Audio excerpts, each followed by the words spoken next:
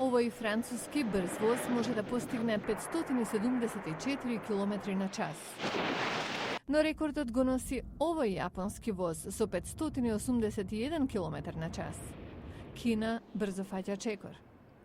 Во меѓувреме, најбрзиот воз во Соединетите Американски држави, познат како Асела, има максимална брзина половина од споменатите – 241 км на час и оперира само меѓу Вашингтон, Њујорк и Бостон.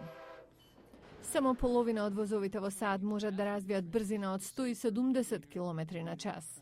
Но американските возови наскоро ќе се променат, вели американскиот секретар за сообраќај Рейл Лахуд. Ке дојде денот кога ќе можете да патувате меѓу Лос Анџелес и Сан Франциско за помалку од 3 часа со брзина од 354 км на час, вели тој. Изградбата на брз воз може да почне во 2012-та, но стручњаците велат поверојатно е до 2020-та. Председателот Обама неодамна соопшти дека 8 милиарди долари од парите за стимулирање на економијата ќе одат на развој на железнички коридори за брзи возови. Председателот го представи проектот како средство за отворање нови работни места. Џон Риш е од синдикатот на транспортни работници што ги представува железничарите во САД.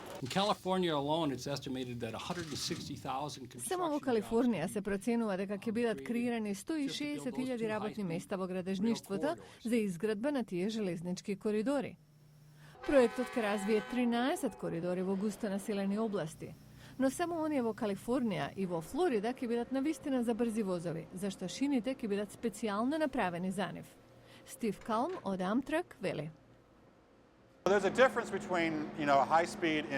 Има разлика меѓу брзите возови во Европа и Азија и овие овде. Таму шините се за оперирање само на брзи возови. Овде патничките возови ги делат шините со бавните товарни возови.